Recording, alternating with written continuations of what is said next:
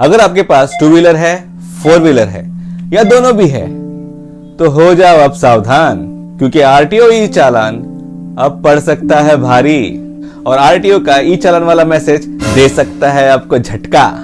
जैसे मुझे मिला, मुझे ई चालान का मैसेज भी आया, उससे भी झटका लगा और नोटिस भी आया, उससे भी झटका लगा। आगे बताऊंगा इसी वीडियो में, तो बने रहिए मेरे साथ। और अगर वो चालान किसी और का है तब तो किसी और की सजा कोई और भुगतेगा। तो ज्यादा समय नहीं वेस्ट करते हुए चलते हैं वीडियो की तरफ। तो चलिए प्रवचन शुरू करते हैं। राम राम पाहुणा यूट्यूब वर ना। नमस्ते दोस्तों, मैं हूं आपका होस्ट और दोस्त सचिन पाटिल। तहे दिल से आपका स्वागत करता हूं हमारे चैनल पे। तो चलिए प्रवचन शुरू करते हैं। प्रवचन नंबर 1, ई चालान का लेटेस्ट अपडेट। ये है पेनल्टी की लिस्ट कि क्या क्या रूल्स आप तोड़ते हो तो उसके क्या क्या चार्जेस लगते हैं। आरटीओ के क्या क्या नियम तोड़ने पे कितने कितने चार्जेस आपको लग सकते हैं, कितने कितने पेनल्टी आपको लग सकती है, उसका ब्यौरा इसका पीडीएफ बना के मैं कोशिश करूंगा डिस्क्रिप्शन बॉक्स में देने के लिए। आप वहां से डाउनलोड कर सकते हैं। पेनल्टीज गौर से देखिएगा, ऐसा ना हो कि कोई पेनल्टी ऐसी हो जिसके नियम आपने तोड़े ही नहीं। तो लिस्ट थोड़ी सी लंबी है, बट याद रखिएगा इस लिस्ट के सहारे आप सतर्क रहोगे, कहीं ट्रैफिक पुलिस आपको गलत पेनल्टी तो नहीं चार्ज कर रहा। प्रवचन नंबर 2, इस लिस्ट में कुछ इंपॉर्टेंट पेनल्टीज है जो मैं आपको बताने जा रहा हूं, जो कि हर टाइम आपको लग सकती है। साधारण सी बात है, नो पार्किंग में गाड़ी पार्क करने पे आपको पेनल्टी पड़ेगी। स्पीड, अगर निर्धारित स्पीड से आप ज्यादा चलाते हो तो हाईवेज पे कैमरा लगे होते हैं, आपको ऑटोमेटिकली पेनल्टी लग जाएगी। 1000 से 2000 तक की पेनल्टी है। सिग्नल पे जो स्टॉप लाइन होती है उसके आगे आप गए तो सिग्नल्स पे लगे हुए कैमरा आपका फोटो, आपकी सेल्फी लेंगे और आपको 200 का पेनल्टी भेज देंगे।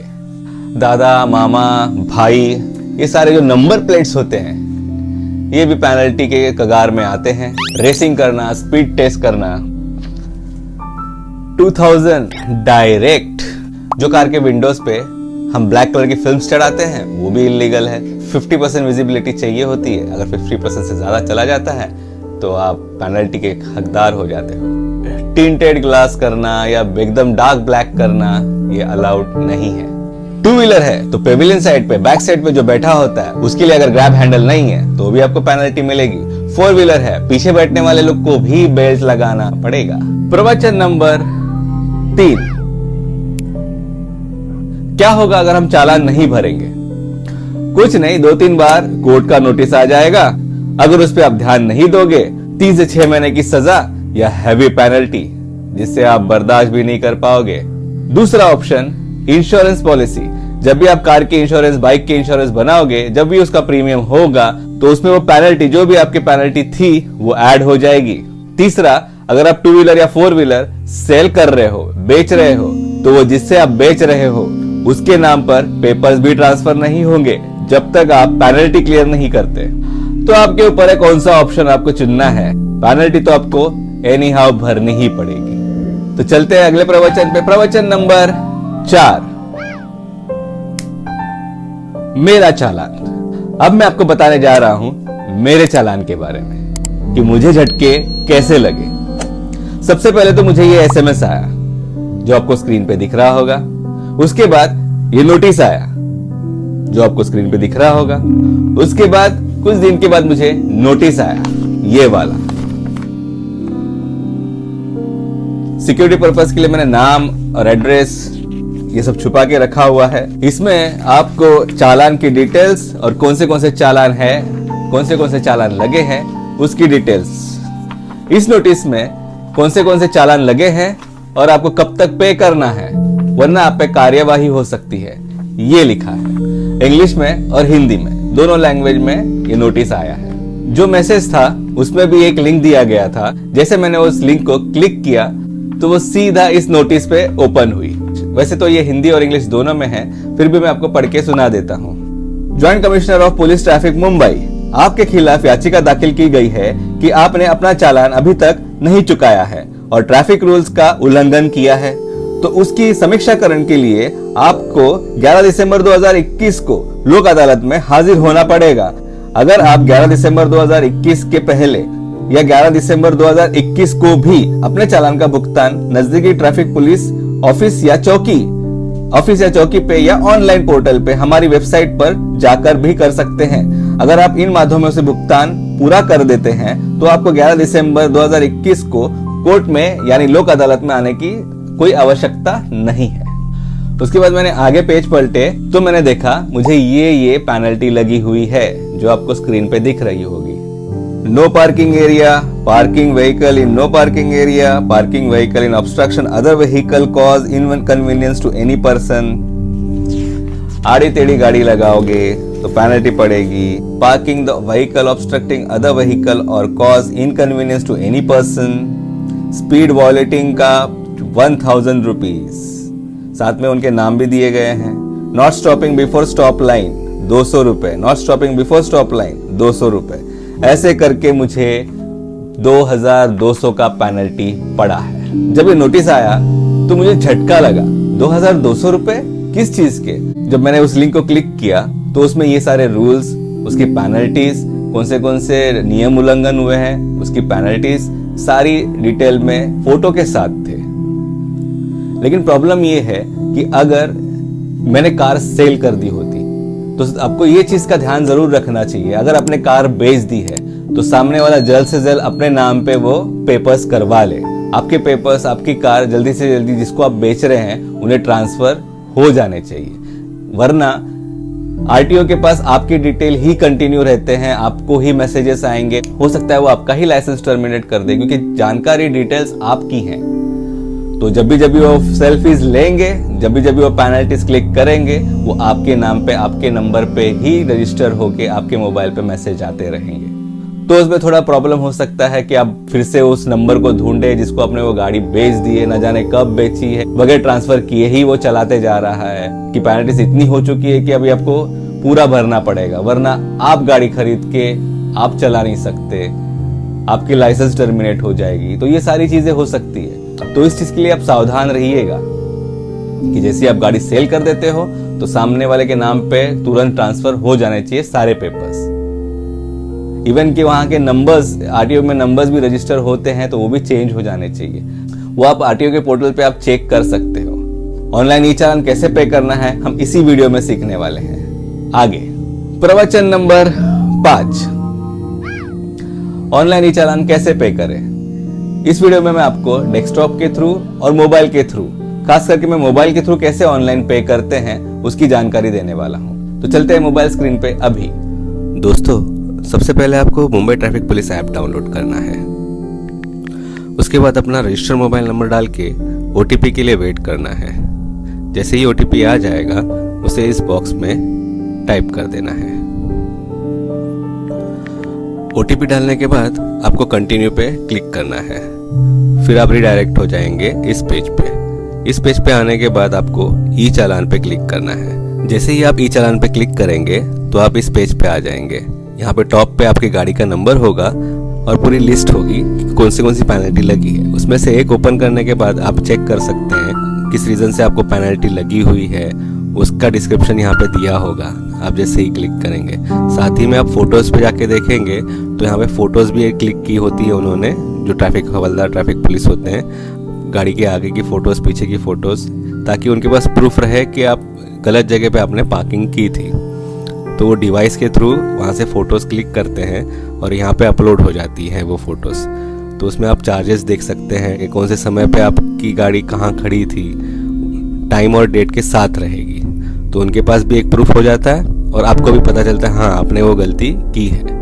चाहो तो आप एक पेनल्टी सिलेक्ट करके उससे आप पे कर सकते हो, और चाहो तो सारी की सारी एक ही साथ में नीचे ऑल पे क्लिक करके सारी पेनल्टी एक साथ पे कर सकते हो। तो चलिए मैं आगे बताता हूँ कि कैसे आप पेनल्टी एक साथ पे कर सकते हैं।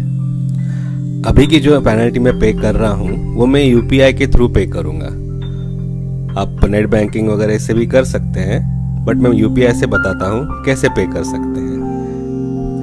यहाँ ऑल पे क्लिक करने के बाद, कंटिन्यू पे क्लिक करने के बाद, उसके बाद आपको आपकी अमाउंट दिखेगी। जैसे ये मेरी 2200 रुपये की अमाउंट है, तो उसे क्लिक करके फिर पे क्लिक करना है। पे क्लिक करने के बाद आपको रिडायरेक्ट किया जाएगा कि कौन से मीडियम से आप पे कर सकते हैं। इसमें काफ़ी सारे credit card, debit card, ATM, net banking और क्यूआर से भी आप पे कर सकते हैं, क्यूआर स्कैन करके। तो इसमें मैं अपना यूपीआई डाल के पे करके आपको बताता हूँ। ये नीचे जो है ये क्यूआर कोड है, इसे आप स्कैन करके भी आप पे कर सकते हैं, वरना आप ऊपर यूपीआई बॉक्स में यूपीआई आईडी अपनी डाल दीजिए।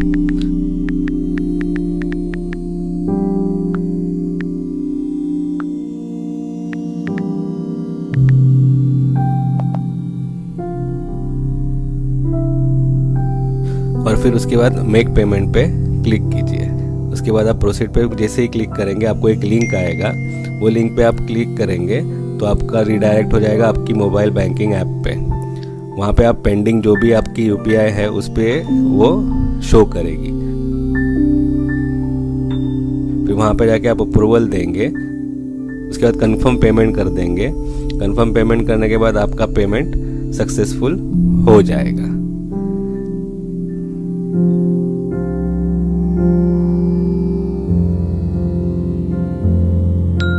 आपके अकाउंट से पैसे डेबिट हो चुके होंगे।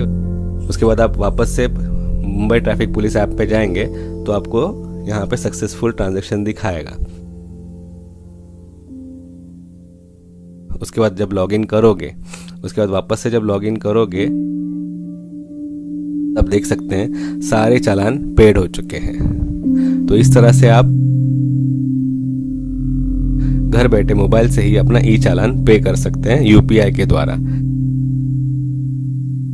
या क्यूआर कोड भी आप स्कैन करके डायरेक्ट इसी तरह आप पे कर सकते हैं। गूगल पे के थ्रू भी आप पे कर सकते हैं। हर्ष, तो देखा होगा आपने किस तरीके से ऑनलाइन पेमेंट किया जा सकता है। प्रवचन नंबर 6, मेरे कुछ सजेशंस है, कुछ की पॉइंट्स है जो मैं आपके साथ शेयर करना चाहता हूँ। आजकल हर ट्रैफिक पुलिस के पास एक डिवाइस होता है, मोबाइल जैसा दिखता है, वो ई चालान डिवाइस होता है, जिसमें आपकी कार की, बाइक की नंबर प्लेट होती है, उसे वो स्कैन करते हैं। जैसे हम क्यूआर कोड स्कैन करते हैं, ठीक उसी तरह से वो नंबर प्लेट स्कैन करते हैं और कार की फोटो खींच लेते हैं। उसके बाद जितनी भी डिटेल्स आपकी कार की और आपकी ड्राइविंग लाइसेंस, कार किसके नाम पे है, इसकी ड्राइविंग लाइसेंस किसके नाम पे है, ये सारी डिटेल्स उनके पास आ जाती है। और वो ये भी चेक कर लेते हैं कि कहीं आपके पिछले पेनल्टीज पेंडिंग तो नहीं है। अगर वो पेंडिंग है तो उसी वक्त वो आपको इंसिस्ट करेंगे कि आपको ये भी पे करना होगा। वो डिपेंड करता है आपके ऊपर, आप कितना रिक्वेस्ट करते हो, कितने प्यार से बोलते हो कि वो मान जाए। करंटली आपने कौन सा रूल तोड़ा हुआ है जिसकी वजह से आपको पेनल्टी पड़ने वाली है। हो सकता है कि आपको पीछे वाले सारे पेनल्टी भरवाए, या आपके रिक्वेस्ट के थ्रू उस वक्त आपने जो भी रूल का उल्लंघन किया है उसकी पेनल्टी ही ले। लेकिन ये चीज प्यार से बोल के हो सकती है। अगर आप बढ़ चढ़ के चालू हो जाओगे तो समझ लेना आपको पूरे के पूरे पेनल्टीज जो भी आपकी बनी होगी उसी वक्त भरनी होगी, वरना वो लोग ड्राइविंग लाइसेंस ले लेंगे, आपको कोर्ट के चक्कर लगा के फिर वो चीज सब सारी क्लियर करनी पड़ेगी। अगर आपको ट्रैफिक पुलिस रोकते हैं और उस वक्त आपके पास इंश्योरेंस पॉलिसी, गाड़ी के पेपर्स, ड्राइविंग लाइसेंस उस समय आपके पास नहीं है, आप अपने घर पे रख के आए हो, भूल गए हो सकता है कि हम कभी कार वॉश करते हैं तो हम घर पे निकाल के फिर जाते हैं कि पूरी तरह से गाड़ी धुल जाए या कार धुल जाए, और फिर हम वापस पेपर रखना भूल जाते हैं। उस वक्त ट्रैफिक पुलिस को बोल सकते हैं कि आप कोर्ट की रिसीट कटवा दीजिए, मैं कोर्ट से समझ लूंगा। उसके बाद आप कोर्ट जाएंगे और आपका इंश्योरेंस वैलिड है। ऐसा नहीं हो कि जिस वक्त आपको पकड़ा गया था उस वक्त आपका इंश्योरेंस एक्सपायर हो चुका था और बाद में आपने अपना इंश्योरेंस रिन्यू करवाया और उसके बाद आप कोर्ट गए और बोला कि उस समय मेरे पास पेपर नहीं था, अब है। और अगर उन्होंने चेक कर लिया और डेट मिसमैच लगी तो फिर आपको पेनल्टी का हकदार माना जाएगा। हाँ, अगर आपका कार का या बाइक का इंश्योरेंस एक्टिव था, वैलिड था, उसको एक्सपायर होने में कुछ समय था, तो वो कोर्ट देख लेगा, उस डेट को मैच कर लेगा, जिस वक्त पकड़ा गया था उस वक्त एक्टिव था और अभी भी इसमें समय है एक्सपायर होने के लिए, तो वो आपकी पेनल्टी आपको रिटर्न कर देंगे। जो भी नॉमिनल चार्जेस है वो पे करके आपको छोड़ दिया जाएगा। आपका वाहन जो भी है, टू व्हीलर हो या फोर व्हीलर, जहां पार्किंग जोन है वहीं पे पार्क कीजिएगा, वरना अननेसेसरी ट्रैफिक पुलिस आपकी गाड़ी भले ही टो ना करे लेकिन वो फोटो क्लिक करके आपको मैसेज के थ्रू वो पेनल्टी भेज दी जाएगी और आपको पता भी नहीं चलेगा आपने पेनल्टीज ऐड कर करके एक हैवी अमाउंट बना चुके हो। तो इस चीज से बचिए। आप अपनी गाड़ी जहां पे पार्किंग जोन है वहीं पे पार्क कीजिए, ट्रैफिक रूल्स को फॉलो कीजिए। और अभी तो ऐसा हो गया है कि अगर आप मुंबई में हैं, कहीं भी आप कार या बाइक पार्क करते हो तो वो तो फिलहाल तो टो ही नहीं करते, सीधा फोटो खींच के 500, 200 जो भी है मन से पेनल्टीज लगा देते हैं। लेकिन आपको वो पेनल्टीज एनी हाउ भरनी ही है। मैं मुंबई में हूं तो मैं मुंबई के बारे में बताता हूं। बहुत सी जगहों पे सीसीटीवीज लगे हुए हैं, हाईवेज पे, रोड पे, सिग्नल्स पे। अगर आप रेड सिग्नल लगा हुआ है और लाइन क्रॉस करके खड़े रहते हो तो आपका फोटो सिग्नल से ही कट जाएगा और आपको पेनल्टी लग जाएगी। हाईवेज पे अगर 80 लिमिट की स्पीड के ऊपर आप चले गए तो आपको पेनल्टी लग जाएगी। खास करके आपको ध्यान रखना है वर्ली सी लिंक। वर्ली सी लिंक पे अगर आप 80 क्रॉस करते हो तो आपको ओवर स्पीड लिमिट की पेनल्टी जरूर लगेगी, वो भी 1000 रुपीज। एक तो आप 100 रुपए का टोल भी दोगे और पेनल्टीज भी भरोगे। तो आप अगर वर्ली सी लिंक्स पे जा रहे हैं तो 80 के अंदर ही स्पीड रखिएगा, वरना आपका चालान कट सकता है, जैसे इस फोटो में है। ये वर्ली सी लिंक का ही है। अगर आप बाहर से हैं और मुंबई में आप कुछ दिनों के लिए आ रहे हैं और कार हायर करते हैं या बाइक हायर करते हैं और साउथ मुंबई की तरफ जब जाते हैं तो आपको वर्ली सी लिंक क्रॉस कर रहे हो, अगर आप कार से हो तो वर्ली सी लिंक के लिए अलाउड है। अगर कार से नहीं हो, बाइक से हो, तो आपको ओल्ड रास्ते से ही बांद्रा माहिम होते हुए जाना होगा। लेकिन अगर आपके पास कार है तो रूल रेगुलेशन बहुत सख्त है। आपकी गाड़ी जैसी वर्ली सी लिंक क्रॉस कर लेगी, अगर आपकी 80 के अबव स्पीड है तो चालान आपको 1000 रुपीज का कटेगा ही। अगर आपकी स्पीड कम है, नॉर्मल है, तो कोई चालान नहीं लगेगा। जैसे आप वर्ली सी लिंक क्रॉस कर लोगे, सी लिंक एग्जिट करने के बाद अगर आपकी कार की ग्लास काले हैं तो आपको रोका जाएगा। फिल्म लगाई है उस चक्कर में आपको पेनल्टी लग सकती है। कई बार ऐसे होता है वो नंबर देख के भी आपको रोक लेते हैं। जनरल चेकिंग भी करते हैं, इंश्योरेंस है कि नहीं, पीओसी है कि नहीं। अगर ये सारी चीजें नहीं है तो भी आपको पेनल्टीज लगेंगे। अगर आप कुछ उनके साथ बहस करोगे तो हैवी पेनल्टीज लगाएंगे। उसके बाद आप साउथ मुंबई की तरफ जाते हो तो लेन्स का आपको बहुत ध्यान रखना है। अगर आप लेफ्ट जाने वाली लेन पे सिग्नल पे खड़े हैं और आपने सीधा निकाल लिया तो आपको लेन कटिंग का फिर से चार्ज भरना पड़ेगा, फिर पेनल्टी लगाएंगे, फिर रोकेंगे आपको कि आपको वो भी भरना पड़ेगा। तो आपको जो अगर सीधा जाना है तो मिडल की जो लेन है वही लेन को फॉलो करना होगा।